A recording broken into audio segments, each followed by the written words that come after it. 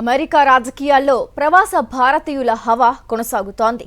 ఈ ఏడాది నవంబర్లో జరగబోయే న్యూయార్క్ అటార్నీ జనరల్ ఎన్నికల్లో రిపబ్లికన్ పార్టీ తరపున భారతీయ సంతతికి చెందిన ప్రముఖ లాయర్, మాజీ ఫెడరల్ ప్రాసిక్యూటర్ సరితా కోమటిరెడ్డి బరిలోకి దిగుతున్నారు. ప్రస్తుతం డెమోక్రటిక్ పార్టీకి చెందిన కీలక నేత, ప్రస్తుత అటార్నీ జనరల్ లెటిషియా జేమ్స్ ను ఢీకొట్టేందుకు సరిత వ్యూహాత్మకంగా అడుగులు వేస్తున్నారు.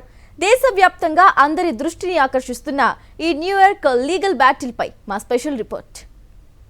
న్యూయార్క్ రాష్ట్ర అత్యున్నత న్యాయపీఠాన్ని దక్కించుకునేందుకు రిపబ్లికన్ పార్టీ ఒక బలమైన అస్త్రాన్ని ప్రయోగించింది. ఆ అస్త్రమే తెలంగాణ మూలాలున్న భారతీయ American lawyer Sarita Komatireddy.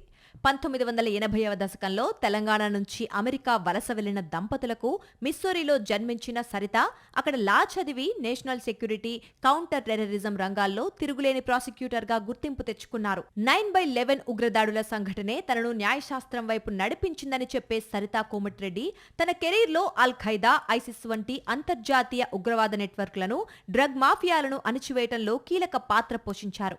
US attorney ఆఫీస్లో 10 ఏళ్లకు పైగా పనిచేసిన ఆమె డ్రగ్ ఎన్ఫోర్స్మెంట్ అడ్మినిస్ట్రేషన్లోనూ ఉన్నత బాధ్యతలు నిర్వర్తించారు. గతంలో యుఎస్ సుప్రీంకోర్టు జస్టిస్ బ్రెట్ కావనా వద్ద క్లర్క్గానూ పనిచేసిన అనుభవం ఆమెకుంది. ప్రస్తుత అటార్నీ జనరల్ లెటిషియా జేమ్స్ కేవలం ట్రంప్ను టార్గెట్ చేస్తూ రాజకీయ కక్ష సాధింపులకే ప్రాధాన్యం ఇస్తున్నారని సరిత తీవ్రంగా విమర్శిస్తున్నారు. శాంతి భద్రతల పరిరక్షణ, నేరాల అదుపు, ప్రజల భద్రతే ధ్యేయంగా తాను బరిలోకి దిగుతున్నట్లు ప్రకటించారు. లెటిషియా జేమ్స్ లాగా కాకుండా తాను చేపట్టిన ప్రతి కేసులోనూ విజయం సాధించటమే తన ట్రాక్ రికార్డ్ అంటూ రిపబ్లికన్ కన్వెన్షన్లో సరిత చేసిన వ్యాఖ్యలు ఇప్పుడు పొలిటికల్ సర్కిల్స్లో మార్మోగుతున్నాయి.